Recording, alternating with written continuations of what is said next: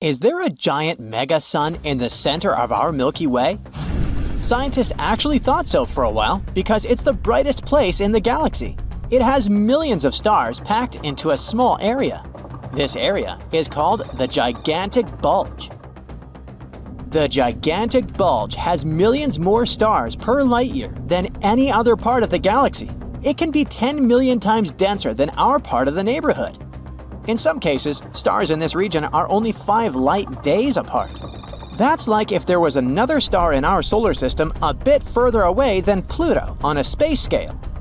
But why is this place so dense? When galaxies form, a lot of gas and dust come together under the force of gravity. This material gathers up and eventually forms stars. Gravity and angular momentum balance out, and it starts looking like a flat disk with a pretty bright, bulging, dense core. The stars live their comfy lives, and once they get to the finishing line, they collapse under their own huge weight. Then, the black hole forms. Black holes love to eat everything around them, and the more they eat, the bigger they get. And what place is more perfect for a fine dinner than the galaxy center, where all the space stuff is packed together? So it starts eating surrounding gas and dust, forming an accretion disk. As this material spirals into the black hole, it heats up and emits a lot of energy, which makes the center of the galaxy even brighter. That's why you can find both supermassive black holes and galactic bulges in the centers of all galaxies. The galactic bulge at the center of the Milky Way looks a bit like an ellipse. That's a classical bulge.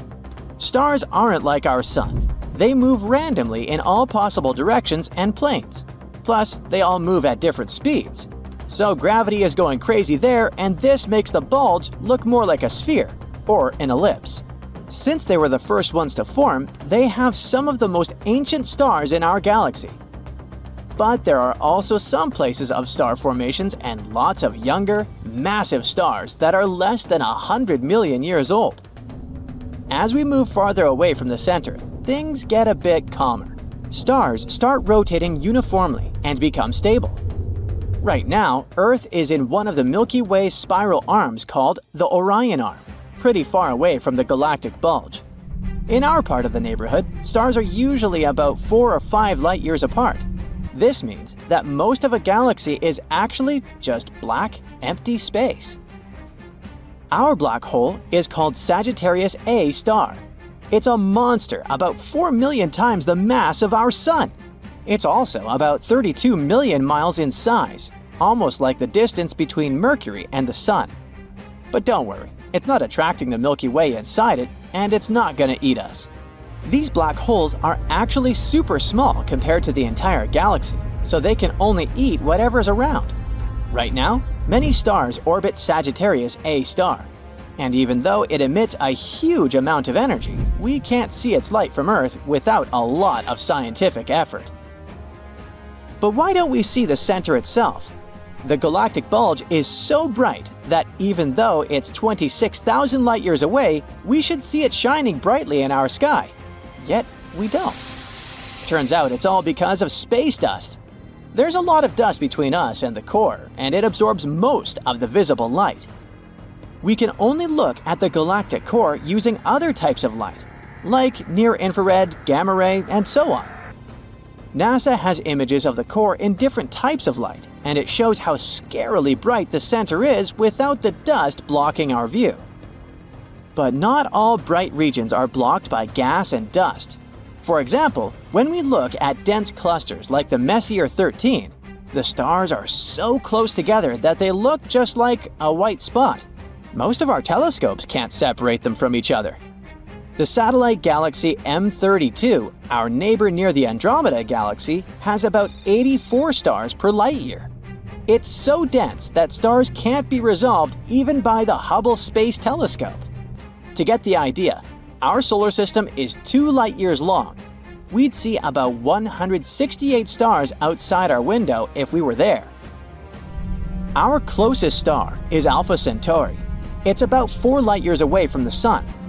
If it was just a couple of light days away, it would shine much brighter than the full moon. So if we somehow managed to survive in crazily dense star regions, the sky would be white all day long. But it's unlikely that we'd make it. As we get closer to the center of the Milky Way, the chances of finding life get super slim. The gravity of stars is going wild with chaotic movements, so there are barely any planets around. On those miracle planets, the radiation from cosmic rays is skyrocketing. Supernova blasts and star collisions nearby become an everyday occasion, and all the gas around makes it basically impossible to breathe or even see properly. At the same time, as we move further away, there are fewer stars around. Elements that are super useful for life, like carbon, oxygen, and iron, are produced by stars, so they also drop. Too much radiation is awful, but too low radiation means that there's not enough energy to support chemical reactions, like photosynthesis. Which is why, if there is extraterrestrial life, it would most likely be somewhere in the middle of different galaxies. But some galaxies get their brightness from a so-called active galactic nucleus. These are extremely energetic regions at the center of some galaxies. They shine much brighter than any stars imaginable, although it mostly shines only in certain parts of the electromagnetic spectrum.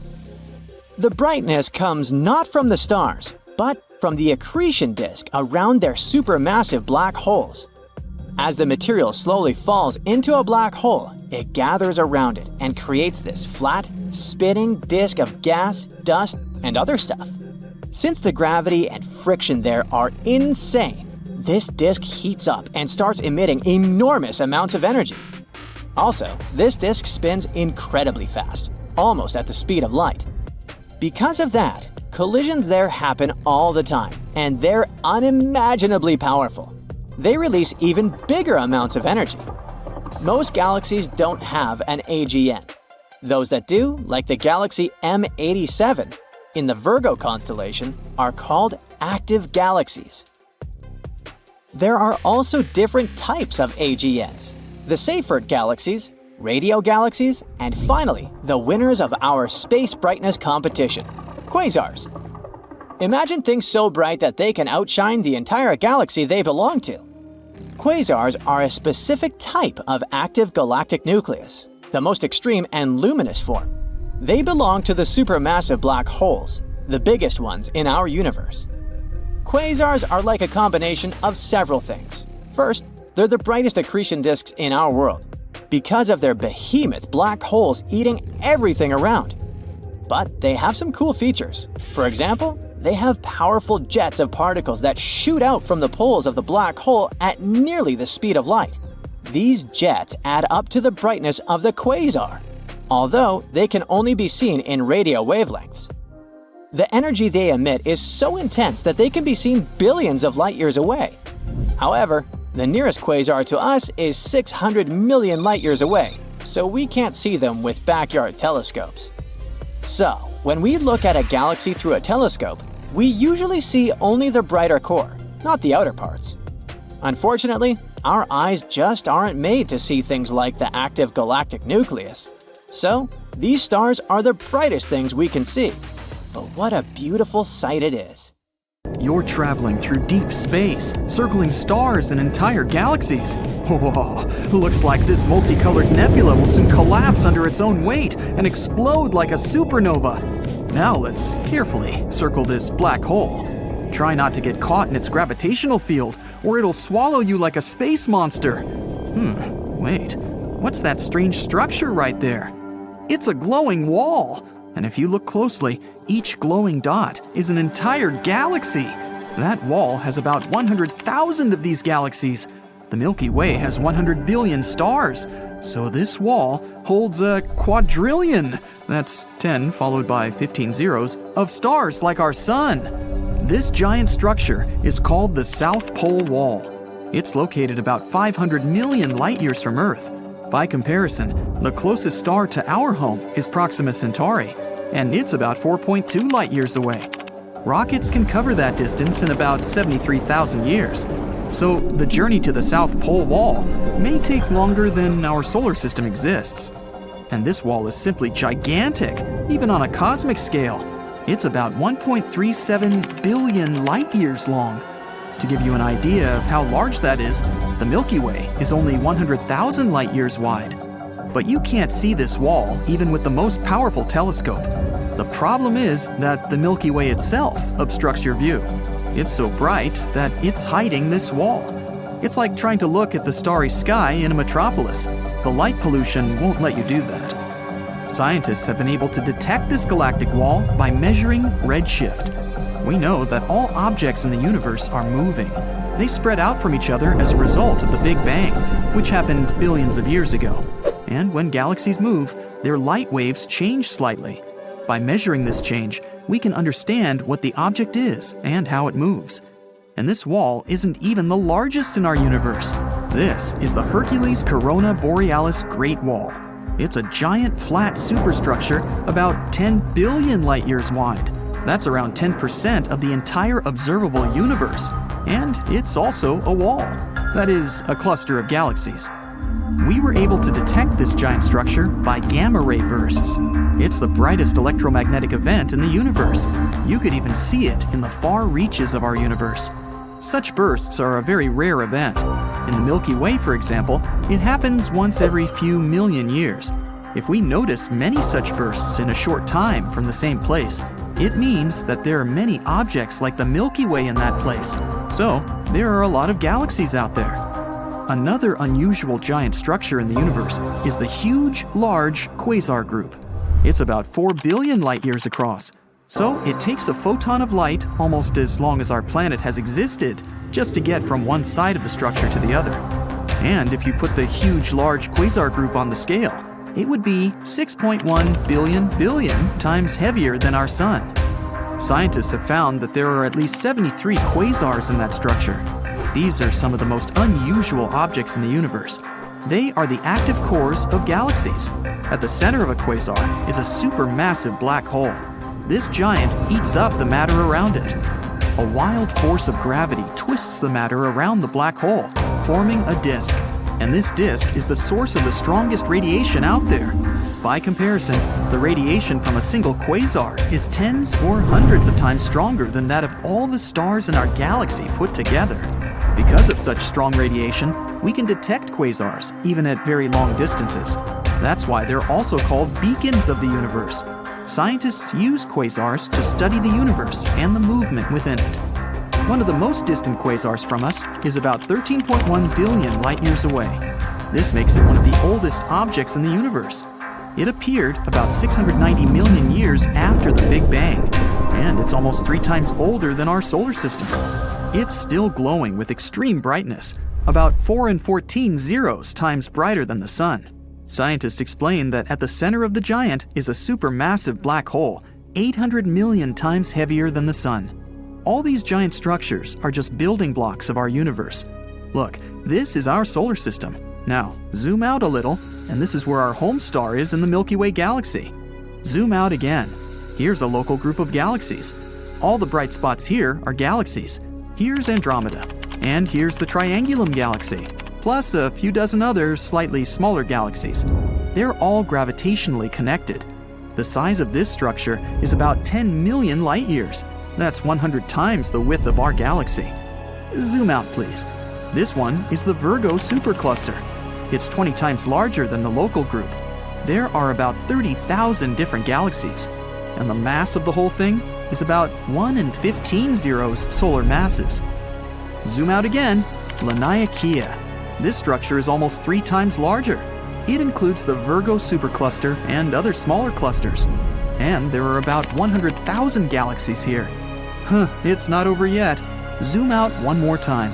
Here's the Pisces-Cetus supercluster complex. This giant galactic structure contains about 60 clusters of galaxies. So there are more galaxies in it than grains of sand in the desert. You know what to do. Zoom out! Phew! This is the observable universe. There are over 500 billion galaxies. And the stars? Well, there are about 1 billion trillion stars. The observable universe has its own structure. Clusters of galaxies form chains and walls, as you've seen before. But these strands are separated by huge regions of absolute emptiness. These areas are called voids. In these places, there is no matter at all. There are fewer molecules in the voids than in an empty room. One of these voids has a very mystical reputation. It's the Eridanus supervoid, or the cold spot. It appeared here only 380,000 years after the Big Bang. It's almost 1 billion light-years wide and could hold hundreds or thousands of galaxies with trillions of stars. Some scientists believe that this cold spot may have been the result of the largest collision ever, a collision of universes. There's a theory that our universe is some kind of bubble, a huge sphere that contains all these walls and chains of galaxies. Now imagine that there's an infinite number of these bubbles. They could be parallel worlds or different universes. Many years ago, one bubble came close to the bubble of our universe. Their walls touched, and the two universes connected for a while. It's like two drops of water coming together. But that universe kept moving. The area where the bubbles joined became thinner and thinner until that connection broke, and the two bubbles detached from each other. At this point, the second universe ripped some of the material out of our bubble. All those galaxies that used to fill the Eridanus supervoid ended up in a parallel universe. Scientists supposed we might travel through other bubbles. Flying to the supposed wall of our universe would take forever, and then it would take even longer to fly through interuniversal space. So we have to use portals, or wormholes. Here's how it works. Imagine a piece of paper with point A on one side and point B on the other. Instead of moving all the way across the sheet of paper, we just fold the sheet so that point A is right above point B. All that's left to do is make a small hole, and the journey takes only moments. Some scientists believe that such shortcuts through universes lie inside black holes. But how do you survive falling into a black hole? You just have to pick one that's big enough. It's all about gravity. Imagine you're falling into a black hole right now. The closer you get to it, the stronger effect it has on you. It intensifies with every inch. At one point, the gravitational force that affects your head is much stronger than the one that affects your feet. Then you turn into spaghetti. Yum. But if you choose a supermassive black hole, like the ones at the centers of galaxies, the gravitational force in them increases gradually. They can be millions of times heavier than the sun and much bigger, but the gravitational force on your head and your feet will be almost equal, and you will still feel comfortable. Who knows? Maybe if you manage to survive a fall into such a massive black hole, you'd find yourself in a completely different universe where different laws of physics apply. But so far, this is just a theory. Now tell me, what's the scariest thing in the universe? What, besides Darth Vader and a lightsaber? Well, actually, I was asking about black holes, swallowing anything that comes too close without doubts or regrets. Blinding supernovae, mysterious hypothetical wormholes? Yeah, probably not. Because the most terrifying things in the universe are likely to be rogue planets. Ooh. Nomads, orphans, sunless, unbound. That is what these creepy worlds are called. They have no sun. Unwanted in their star systems, they were once ejected into the soulless emptiness of space. And some of them didn't even have their own star systems. They were born lonely. Rogue planets don't have sunlight. The never-ending night reigns on their surfaces. No light means no warmth, and almost no chance of any kind of life to be able to survive in these frozen worlds. How lonely. Kinda makes you tear up a little. Okay, I'm done. But how do rogue planets get born? When planetary systems, including our solar system, form, it can get messy. Most planets appear from the cosmic dust that is floating in space around a newborn star. And when these planets form, they push one another. This gravitational game of tag often shoves some planets toward the edges of the newly formed star system. And sometimes, one or two of them get ejected from their home altogether. There are also nearby stars that can play with planets too. Stars aren't often born on their own. Clusters of dozens to thousands of stars can appear in space. And in such a crowded environment, it's not a rare occurrence when a star with its own planets steals away a planet or two from another star. After getting a new planet, it can keep it for itself or throw it away into the dark, deep cosmos. Some free-floating planets pop up in a different way, with no parent star to help them. Like stars, they form from collapsed clouds of gas and dust. But since they are too weak, they can't put on enough weight and can't start nuclear reactions that make stars emit light. Such planet-like objects are known as failed stars. Or planets can go rogue after their parent stars disappear. Yes, sometimes stars go out, destroying some of their planets in the process. At the same time, the most distant ones, located in a safer zone, are left more or less intact. But the enormous force of a supernova ejects these planets away from the former star at a tremendous velocity. In any case, astronomers think there may be more rogue planets in our home Milky Way galaxy than anyone ever suspected. A recent simulation has shown there might be billions of them. But the problem is rogue planets are very hard to detect. You know, it's a tricky feat to find any exoplanet, even when it belongs to a planetary system. After all, planets don't give off their own light like stars. That's why when astronomers want to locate an exoplanet, they look for something blocking the light of its parent star, and it's usually the very planet passing between the star and the observer. But researchers can't use the same technique with free-floating planets because there's no parent star and thus there's no light to get dimmer. Another method of detecting exoplanets is the radial velocity method. It detects the planet's gravitational effect on its parent star. But, as you may guess, it doesn't work with rogue planets either. Luckily, there are still some ways we can detect these space wanderers. Imagine a line of sight between a telescope on Earth and a distant star. When an object crosses that line, its presence is likely to bend and magnify the light of the star. This makes it appear brighter than usual. The trickiest part is to figure out whether this object is a rogue planet. It's true that the stars whose light such celestial bodies bend can't be their parent stars. They're too far away. But there might still be a small parent star invisible because of the glare of the main star. And astronomers have to wait for a long time, sometimes up to a decade, for the main star to move a bit. Then they can finally check if there's also a parent star out there. If there's no parent star in sight, then it's proven the planet is traveling solo. Not apparently. So far, astronomers have identified at least 70 rogue planets or candidate rogue planets. At the same time, we know about more than 5,000 exoplanets in planetary systems. That's a huge gap that proves that detecting rogue planets is a tricky business. Interestingly, free-floating planets might not be as lonesome as we think. They can potentially have moons of their own. They might even take them along when they get pushed out of their cosmic homes. But could a free-roaming world, and possibly its moons, find a new home near a different star? Some experts think it's unlikely. The universe is a very spacious place, and even a large star with an incredible gravitational pull is hardly able to catch a fast-moving planet. For example, in 2017, an interstellar guest, an asteroid the size of a skyscraper, appeared in our solar system. It barreled through the solar system and just kept going without stopping or even slowing down. Now let's have a look at a rogue planet we have managed to spot. Just 20 light-years away from the Sun, a bizarre rogue planet is roaming the Milky Way galaxy.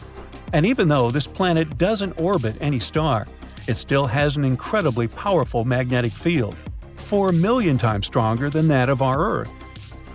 The exoplanet, with this crazy long name, also produces amazing auroras.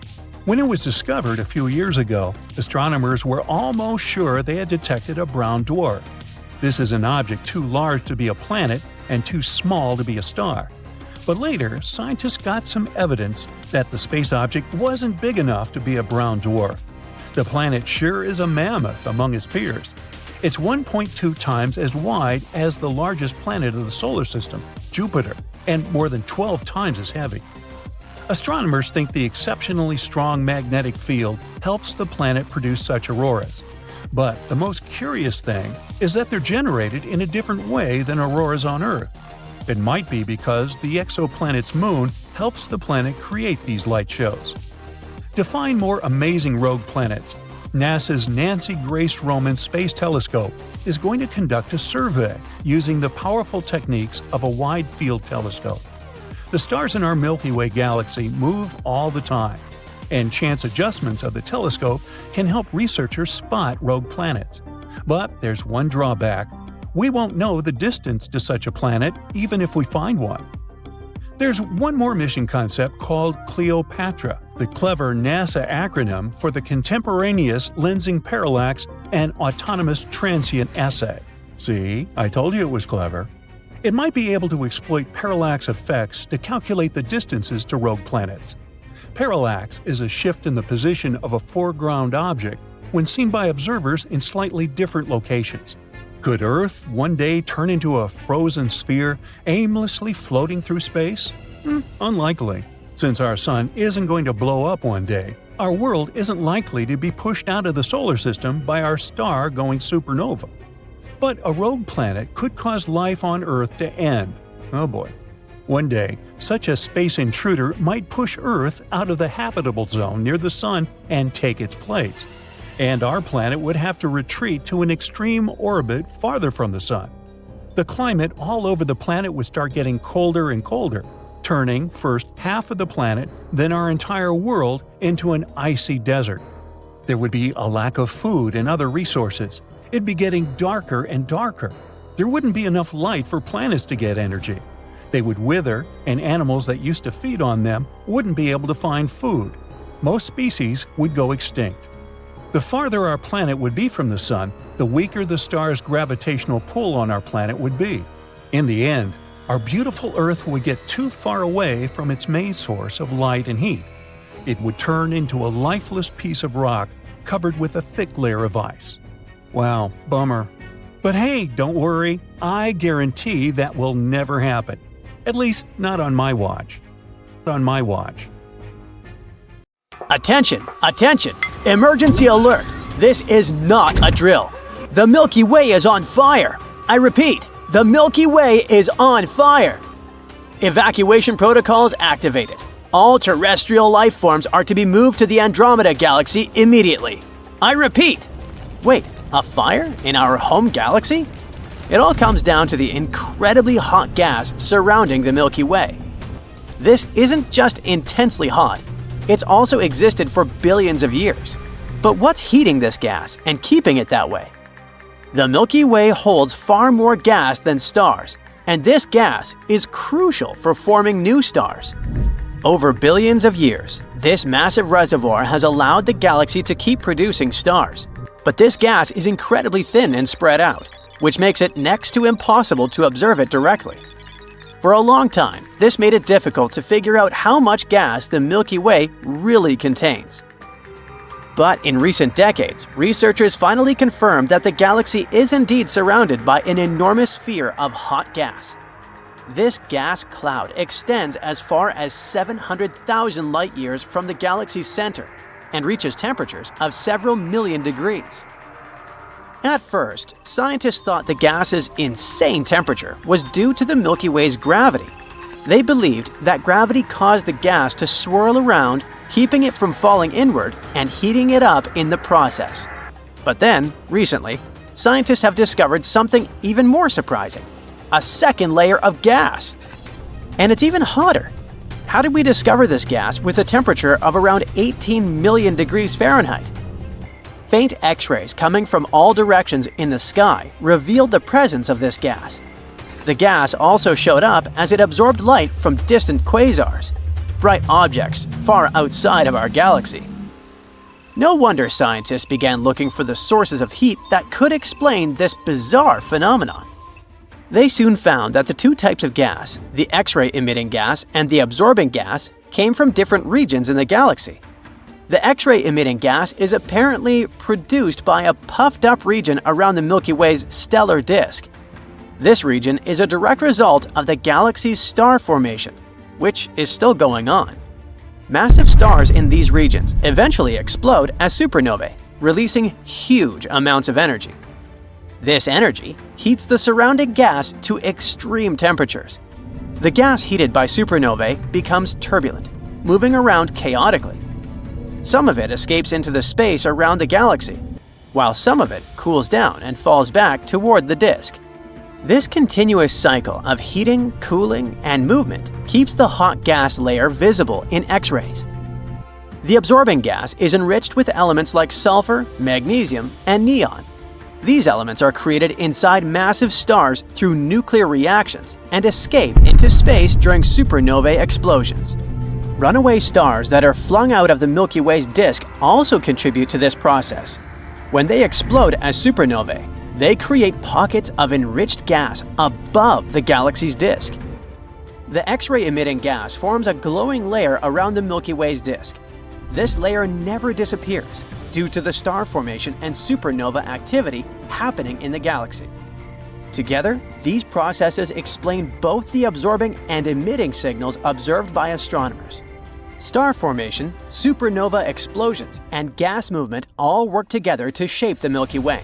The hot gas not only helps regulate star formation, but also redistributes materials created inside stars.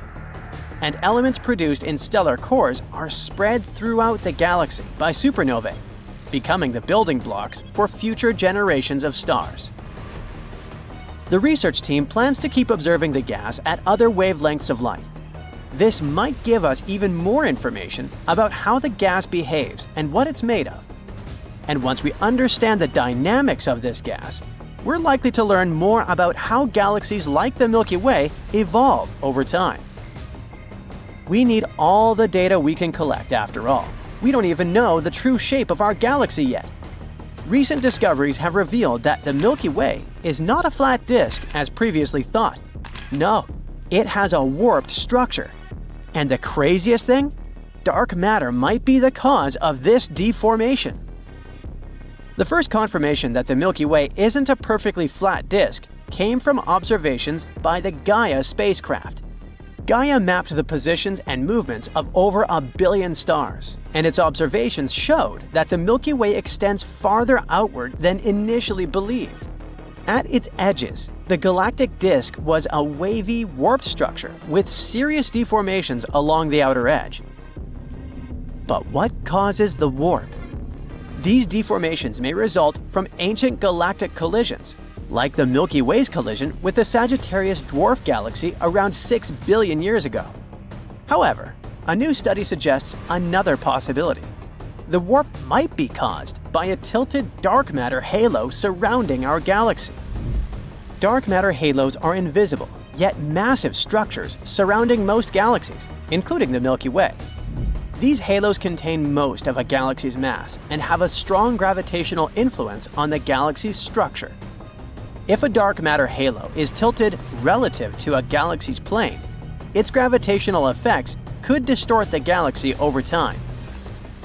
To figure out whether this theory is true, researchers used data from highly detailed computer simulations that modeled galactic evolution, seasoning the process with dark matter and interactions between matter and magnetic fields.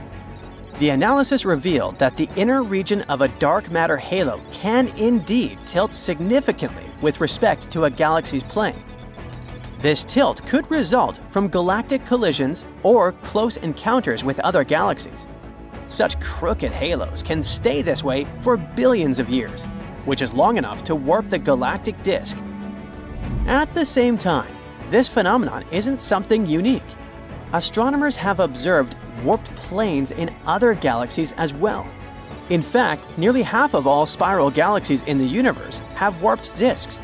So, tilted dark matter halos and their gravitational effects might play a widespread role in shaping galaxies over time. While we're looking for answers, the Milky Way continues to shine brightly. But what kind of space electricity keeps its lights on? What fuels the process of star formation? After all, roughly one sun-sized star is born each year in the galaxy, and it needs a lot of fuel. Star formation requires hydrogen, the most abundant element in the universe. But it would still have been depleted long ago, unless there were a replenishing source. The source might be fast-moving hydrogen clouds raining down into the galaxy's disk. The hydrogen fueling the Milky Way is ionized, making it challenging to detect. Unlike atomic hydrogen, which emits light, ionized hydrogen does not. Instead, it absorbs light, which means it can only be observed when it passes in front of a bright background source. Before, Astronomers used quasars, extremely bright distant space objects, as backlighting to detect these gas clouds.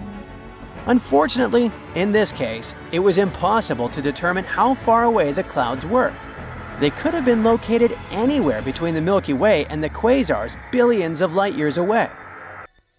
To pinpoint the location of the gas clouds, astronomers turned to the cosmic origin spectrograph aboard the Hubble Space Telescope. They observed 27 stars located within 10,000 light-years of the Milky Way's disk.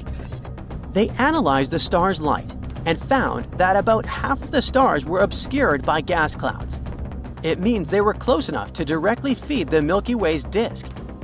The researchers calculated that the gas clouds contained a total mass equivalent to a whopping 110 million suns. This vast reservoir of hydrogen offers more than enough fuel to sustain the Milky Way's star formation. But where did those clouds come from? So far, it still remains a mystery. There are two main possibilities. The cloud might consist of hydrogen formed shortly after the Big Bang, primordial gas. These structures could have remained outside any galaxy for billions of years, only recently falling into the Milky Way's gravitational pull. Or the clouds might be made of material ejected from the Milky Way itself. When stars explode as supernovae, they can blow gas outward. Over time, this material could cool and fall back toward the disk, forming the clouds. We'll be able to figure out the origin of the clouds only after studying their chemical makeup. Gas from exploding stars contain heavier elements, while primordial gas created after the Big Bang is composed almost entirely of hydrogen and helium. Future ultraviolet telescopes could provide the detailed measurements needed to settle the question. Oh, fasten your seatbelts. We're setting course for the most bizarre places in our universe, and you'll see the most mysterious phenomena few people have ever seen before. Recently, astronomers have discovered that the supermassive black hole at the center of our home Milky Way galaxy might be leaking. Why is it a significant change? Because it might mean that this black hole, called Sagittarius A star, whose mass is 4.1 million times the mass of our Sun, isn't a sleeping giant as previously thought. It might still be active. And the leakage, recorded by scientists, may be the hole hiccuping while swallowing clouds of gas. Hey, I've been known to do that from time to time. During the research, the team of astronomers used the Hubble Space Telescope. It helped them spot a jet that looked like a blowtorch. It was pushing into clouds of hydrogen at the center of our galaxy. The jet seemed to spew gas like a hose directed into a pile of sand. This often occurs around other active black holes surrounded by the material drawn to them by their immense gravitational pull. Some of this material gets pulled into the black hole, but a small part of it gets swept outward by powerful magnetic fields. The research suggests that when a giant gas cloud gets too close to our supermassive black hole, it gets swallowed, and then the hole belches small jets of matter. Fermi bubbles might be the result of the belches that occurred around 2 to 4 million years ago. But recently, scientists have found another giant glowing bubble of hot gas. It aligned with the jet stretching for 35 light-years or more from the supermassive black hole. Astronomers suspect that the jet could have plowed into this bubble of gas and inflated it. Now, let's visit some other breathtaking places in our universe. But be careful, some of them are extremely dangerous. Like this rotating neutron star called the Black Widow pulsar. Just like its spider namesake, it's munching on its partner, a lightweight brown dwarf star. The more material this pulsar consumes, the more slowly it spins. The energy the neutron star is losing in the process causes the companion star to dwindle. If it does exist, nuclear pasta is the strongest material in the entire universe. Formed from the leftovers of extinguished stars, this substance gets squeezed into spaghetti-like tangles of material. It can break, but only if you apply 10 billion times the pressure needed to shatter steel. How about visiting a planet where it rains glass? Nah, I'd rather not. You see, this bright blue exoplanet looks peaceful and slightly familiar. Don't you think it slightly resembles Earth? But this pretty appearance hides the planet's terrifying nature. The winds blow at 5,400 miles per hour on its surface. That's 7 times the speed of sound. But that's not the worst. It rains glass sideways in this scorching hot alien world. Solar tsunamis are a solar phenomenon dubbed Terminator events. These tsunamis take place at the sun's equator. Disastrous magnetic field collisions seem to cause ginormous twin tsunamis of plasma. These tsunamis tear across the star's surface, moving at a speed of 1,000 feet per second. They can last for weeks at a time and happen every decade or so. Now look at this space body. Its nickname is Electric Hyperion. This Saturn's moon is one of the most bizarre-looking moons in the solar system, but its appearance isn't the strangest thing about it.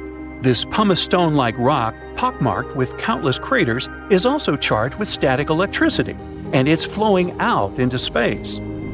Look at this, a rogue planet with auroras. Lost in space and drifting through galaxies, rogue planets were once flung away from their parent stars. But one of them, 200 light-years away from Earth, is different from the rest. It's a planet-sized object with a magnetic field 200 times stronger than that of Jupiter. This field is so powerful that it generates flashing auroras in the planet's atmosphere. Be sure to stay away from black holes. Do I really need to warn you? Yep, they're some of the most perilous objects in the universe. But how about mini black holes? Unlike their massive siblings, hypothetical mini black holes could be really tiny, not bigger than an atom. Even so, just one minuscule thing would have the mass of 1,000 sedans. One theory claims that tons of micro-black holes could have been created right after the Big Bang and the beginning of the universe. Some scientists even go as far as to say that a couple of mini black holes pass through our planet every day. Ooh, I'll bet you like our next stop, a burning ice planet. Faraway Neptune-sized exoplanet Gliese 436b is a paradox. It's made of scorching hot ice. The planet completes one full orbit around the red dwarf Gliese 436 in just 2 days. It means it's traveling remarkably close to its parent star. That might be the reason the planet's temperatures rarely drop below 800 degrees Fahrenheit. But the strangest thing? The planet hosts huge volumes of water ice known as Ice X, which remains solid despite blistering temperatures. Now, if you love jewelry, this next world is for you, a diamond planet. About 4,000 light-years away from Earth, there's a planet that seems to be one enormous diamond. The planet is denser than any other discovered so far and consists mostly of carbon. It's so dense that astronomers think this carbon might be crystalline. This in turn might mean that at least some part of the planet is diamond. Moons orbiting other moons might exist, or they might not. Astronomers haven't agreed on this one yet. Planets orbit stars, and moons orbit planets. But then, why can't there be moons, also known as submoons, moonettes, and moons? It actually sounds like one of those flowery Hawaiian dresses, moo-moos. But alas, no. Researchers claim that moons could exist, but the host moon has to be massive enough, the moon small enough, and there must be a wide gulf between these moons and the host planet. Now, I'll take you to the living fossil galaxy. DGSat-1 is as big as the Milky Way, but it's nearly invisible because its stars are spread out incredibly thinly. But what makes the galaxy unique is that it's sitting all alone, unlike other galaxies of this kind. Those are usually found in clusters. It can mean that DGSat-1 was formed in a different era, probably a mere 1 billion years after the Big Bang. If it's true, this galaxy is a real living fossil. Now, you won't be able to see the next space phenomenon, all because people can't see infrared light. And the phenomenon I'm talking about is an infrared stream from space. Ooh. Neutron stars are ultra-dense collapsed cores of giant stars. They usually emit X-rays or radio waves. But in 2018, astronomers discovered a weird stream of infrared light. It seemed to be coming from a neutron star 800 light-years away from our planet. This signal was probably generated by a disk of dust surrounding the star, but this theory hasn't been proven yet. Behind the orbit of Neptune lies the mysterious Kuiper Belt, filled with massive icy objects. The most curious thing about this space formation, though, is that scientists fail to explain the pattern of its movement. The only explanation they have is that Neptune might be hiding from our sight a ginormous planet. This hypothetical planet has already got the name Planet 9. And all we have to do is wait until its existence is confirmed, or not. Let's visit our star, but we need to be careful not to come too close, because the Sun's atmosphere is hotter than the surface of the star. While on the surface, the temperature reaches 10,000 degrees Fahrenheit, the upper atmosphere heats up to millions of degrees. Scientists suspect that explosive bursts of heat from the Sun may have something to do with this unique phenomenon. Now, this space object is also worth visiting. Haumea, a dwarf planet orbiting in the Kuiper Belt, has a bizarre elongated shape and 2 moons. The day on this planet lasts 4 hours, making it the fastest spinning big object in our solar system. But the most mysterious thing about Haumea is that the planet has a thin 40-mile wide ring circling it. Ring-a-ding-ding. Ooh, you're on a beautiful planet with unusual nature. Around you are ordinary people walking on this exotic planet. And now, get this, it's our new home. Humanity decided it was time to leave the Earth, and now we live very far away in another galaxy. But what happened to our home planet? Well, our solar system itself had an expiration date. It's been 7.5 billion years since 2020, and the Sun began to expand, absorbing planet after planet – Mercury, Venus, Earth. But the living conditions on Earth were unsuitable for us long before that. Let's go back there. In 4.5 billion years, our entire Milky Way galaxy will experience an incredible incident. The Andromeda Galaxy will hit us at great speed. As a result of the collision, some stars will be thrown into distant space, while others will form new solar systems. But most likely, all life in the new Milkomedia or Milkdromeda galaxy will cease to exist. That's why people decided to pack up their things, get into new generation spacecrafts, and go to distant space in search of a new home. There can be an infinite number of planets in the universe on which humans can theoretically live. One of the main ingredients, the planet must orbit the star in its habitable zone. This means the temperature must allow the water to be liquid. We find similar star systems almost every year and have recently found the nearest one. It's Proxima Centauri. There are at least 2 planets around this red dwarf on which we can build our new home. But the problem is that this system is as far as 4.2 light-years away. So we had to open our garage and choose a vehicle that could take us so far. Saturn V is a rocket that used to take humans to the moon. It could reach the speed 30 times faster than the speed of sound. Today, we have more advanced technologies, like the SpaceX Falcon Heavy rocket. However, its speed is still about the same. It would take such a rocket about 113,000 years to overcome the distance to the closest star. So, you walk through the garage further and see the fastest human-made space object ever, the Parker Solar Probe. Its speed is a little less than 500,000 miles per hour, but it uses the gravity of the Sun to accelerate. Let's assume we can build a rocket that can reach this speed. Now, we sit behind a star map, do calculations, draw diagrams, and 6,600 years. And now, let's look at the photon. These are the tiniest particles that travel at the speed of light. And an obvious thought comes to your mind. How do you build a ship that can travel as fast as a photon? Well, until recently, travel at this speed was considered impossible. Fundamental laws of physics say that no object that has a mass can accelerate this much. Energy is required to accelerate mass. And to reach the speed of light, which is about 186,000 miles per second, we need an infinite amount of energy. But it's still too slow. Raise your eyes and look at the Sun. It's so close to us, but the light from it reaches our planet in 8 minutes, about the time it takes to go through the drive-thru and get your burger. And the journey to the nearest star will take 4.2 years. You can graduate from college during such a period. But we may have found a way to cheat the laws of physics and travel faster than light. Warp drive. It's a technology that manipulates space and time to break the laws of motion.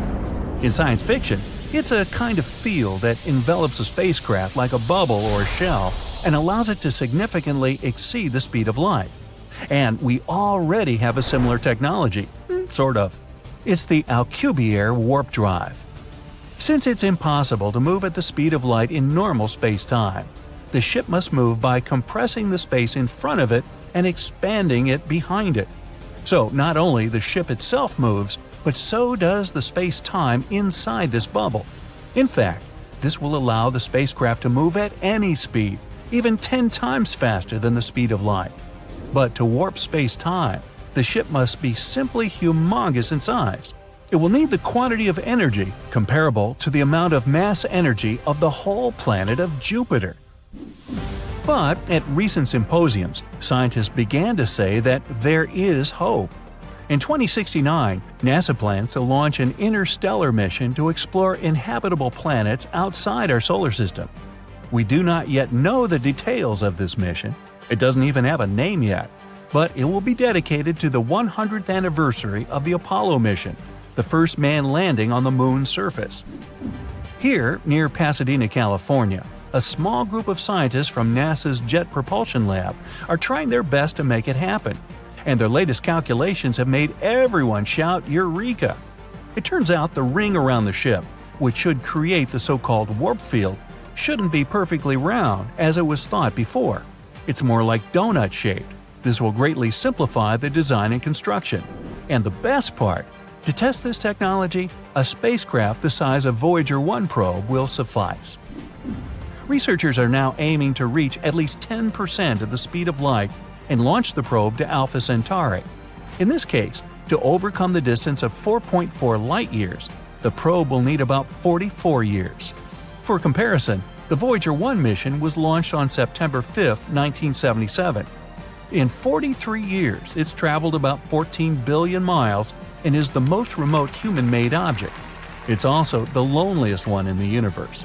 It has long since left the boundaries of our solar system and is moving further into outer space. But rest assured, scientists have a couple more ideas in their secret laboratories. There are rumors now that they know how to reach the speed of light. The Space Association is considering launching small drones powered by lasers. Nuclear force, as well as collisions of matter and antimatter, can give enough energy to accelerate an object to the speed of light too. But their colleagues in a nearby laboratory are working hard to implement another technology, ion propulsion. It uses gas particles accelerated by the electric field. Simply put, your regular rocket is a daredevil on the road. He pulls the throttle to the max and burns an incredible amount of fuel to accelerate to the speed he needs. But ion propulsion is a careful old lady driving. She slowly presses the gas pedal and accelerates. On the scale of space, the old lady will have more efficiency and will be able to drive much further than the daring young man. Something we'll keep an eye on. Still, an unknown number of years will pass until there's a way to implement warp drive or ion propulsion. We want to make humankind interstellar, but first, we need to keep it alive at least. Now we're actively developing technologies to send the first manned mission to Mars. Colonization of Mars will be the first stage to make our species interstellar. It'll be a kind of rehearsal before colonizing distant planets. We must understand that although the conditions on the exoplanets may be close to earthly ones, we will still have to terraform them. We must test our technology on Mars to warm it up to the normal Earth temperature. We also need to increase atmospheric pressure so that water could exist in a liquid state, and create an ozone layer that will protect us from solar radiation. After that, we'll be able to breathe freely on the surface of Mars without spacesuits. We need to master all these technologies before we can create a real warp drive. Centuries ago, people sailed the oceans and perfected their ships to fully explore our planet. Now, we will be the generation to build new ships and go on long journeys outside the Earth. Warp drive will open up incredible horizons for us. Take a look at our galaxy. There are countless stars. Around each of them may be planets, and on some of them, there may be life. Warp drive will allow us to get in contact with this life and explore our galaxy much faster. And this future is already close. Soon, we'll have the chance to join the pioneers, put on beautiful suits, and travel the expanses of space in search of adventure. The Milky Way is one of the biggest mysteries out there, literally.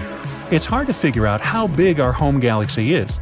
And one of the main reasons is because we live in it. Think of it as walking around a mall. You can tell it's big, but you can't be certain until you actually see it from a bird's eye view. The Milky Way consists of billions of distant stars that look like a string of lights from afar. So you just need to measure the distance between these stars and voila, you have the answer. Not really. I might have forgotten to mention opaque clouds of dust blocking your view. Some scientists were stubborn enough to run computer models of how galaxies form and evolve. There's a halo around our galaxy, so the scientists wanted to see if there was some sort of a dead end in the Milky Way. They found out that the Milky Way spreads for 100,000 light-years away from its center. It likely means that the entire galaxy is around 200,000 light-years across.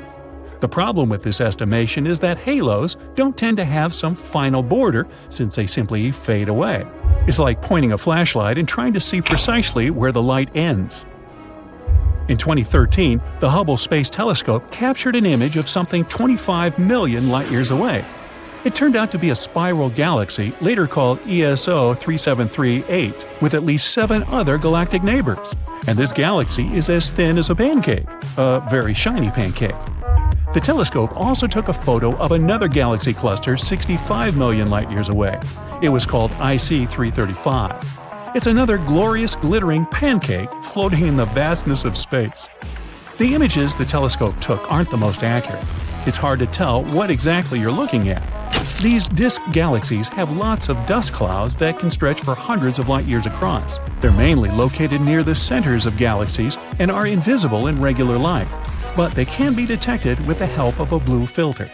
Anyway, this IC 335 galaxy is an oval disk with huge clouds of gas and dust. This means stars constantly appear there. But not all galaxies create stars. A galaxy is born as a giant ball of slowly rotating gas that is steadily collapsing in on itself. As it starts spinning faster and faster, the pancake shape is formed. Ooh, pass me the syrup. It's like spinning pizza dough in the air after rolling it into a ball. The topping is stars, and the sauce is clouds of dust and gas. Are you getting hungry like me? Some galaxies can lose their gas and dust if they become part of a galaxy cluster.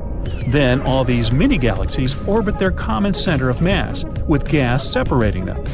When a disk galaxy dashes through them like a speeding train, the pressure can blow away this dust and gas.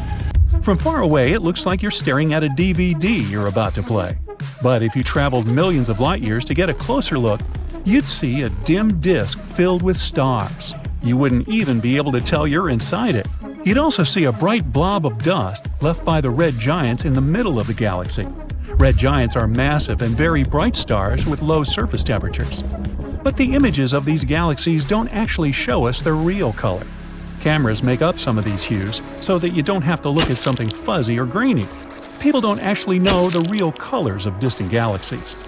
Our galaxy has a lot of gas inside, like me, so we don't need to expect our home to dry up anytime soon. In fact, the Milky Way still produces new stars, around 7 a year. But some galaxies fade out when they can no longer create stars. In the industry, they call it strangulation, and it happens when galaxies run out of gas, which means there's no more new material that can be used for star making. Gas and dust aren't the only things you can find in a galaxy. Just like a magician pulling a rabbit, flowers, or other things out of their magic hat, galaxies have other surprises, like planets, those balls of matter spinning around themselves and around other things. Well, technically, planets are far from being perfectly round in shape, but they aren't also flat like spiral galaxies. It's mostly because of gravity. Its force is so strong that a planet pulls everything towards its center, taking the shape of a sphere. In the process, all the edges and anything else that might stick out gets smoothed out. But the smaller a space body is, the less round it is. Take a comet. It doesn't always have a smooth surface. It's small, and therefore, its edges are rugged and pointy.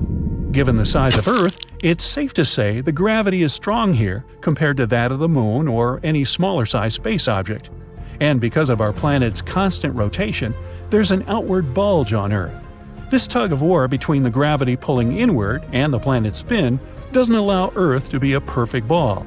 On top of Earth not being a perfect sphere, the planet is also tilted. This design flaw is responsible for the seasons we have.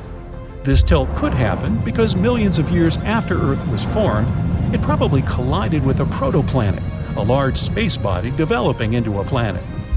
Venus is unique because it rotates backward compared to the rest of its peers. If you were standing on Venus, the hottest planet in our solar system, you'd see the sun rise in the west and set in the east. But you'd have to make it on time to observe this phenomenon. A day on Venus lasts for more than 240 Earth days. For a long time, scientists believed that the sun's strong pull on Venus was responsible for such a long day. But new theory claims that Venus used to spin just like Earth and the rest of the planets. But at one point, it just flipped its axis 180 degrees. It doesn't mean the planet abruptly stopped halfway through the rotation and started to move backward. When theory suggests that a large comet or object struck the planet in the past. This might have caused it to change the direction of its rotation, but many scientists doubt this theory. If you observe the moon for some time, you may notice that it's the same face staring at you every night. The truth is that the moon does rotate, but very slowly. It takes our planet's natural satellite 27 Earth days to rotate around its axis. Plus, the moon rotates at the same rate that it orbits Earth. The side we always see is called the near side of the moon, and the side that's not facing us is, you guessed it, the far side of the moon. It also has the nickname the dark side of the moon. Uranus's rotation axis is 98 degrees relative to the plane of the solar system, which basically means that the planet spins on its side. For a while, scientists believed that a large object firing through space knocked into Uranus, causing it to tilt. But here's one problem. Uranus's moons are covered in ice. A collision so powerful that it made the planet tilt would have resulted in disrupting the moon's movement and their position. But they seem relatively untouched, and all the ice covering them is still intact. But any major changes happening with Uranus would have generated enough energy to melt the ice. Another reason for Uranus's strange position might be its rings. Yup, Uranus has rings just like Saturn, except they're lighter and fainter. Saturn's rings are mostly billions of chunks of ice and rock floating in orbit. Some particles can be the size of a pebble, while others can reach the size of a house. Wow. Other particles are broken up comets, asteroids, and moons torn apart by Saturn's gravity. If you observe the rings from afar, they look like colorful stripes made up of thousands of different streaks, but there are actually only 8 layers of rings. Uranus might have had rings that were just as glorious as Saturn's around 4.5 billion years ago. The balance between Saturn's gravity and its rings might be responsible for keeping the planet upright so that it doesn't tilt over. If Uranus had the same rings, they could prevent the planet from toppling over. The way to solve Uranus's tilting problem might be for the planet to get its rings back. They would help Uranus keep its balance. On the other hand, hey, we like it just the way it is.